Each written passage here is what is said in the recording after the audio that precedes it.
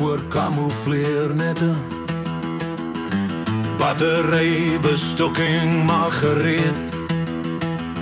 8G5 kanone ingeplant onder boomskadieholtes. Die kanoniers wag, ladingsakken knald op gereed. Die TIA-bygoorkaarte tussen koördinate en 4 tabelle. Verstilling 3 grade links, hoogte 210 op. Die bevel gly deur die lug soos 'n swaar wat hoog reis. Batterybestokking op my bevel. 4. Die aarde ruk en bewe, hartklop van staal en rook.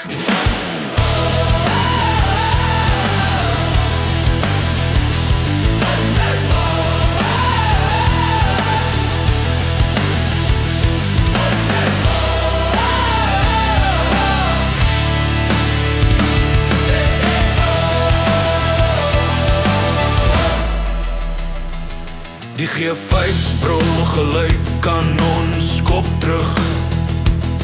Vlamspat, donkergroen granaat, vlieg grond vibreer. Minute gaan verby, stilte en afwachting, dan die aarde wat weer antwoord gee. Sakker! Gevul met kardets, vlam en vuur, dit is die vyand se laaste uur.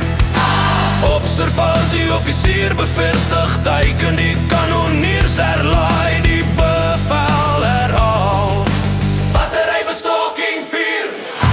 Oktaaf van donder en dood, projektiele, boodskappers van dood.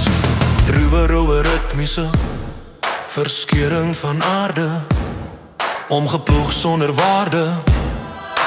Bloed en grond gemeng, vyand vernietig, vyand oortuig. Kragtig uit mekaar gery, deur die aanhoudende klop aan hulle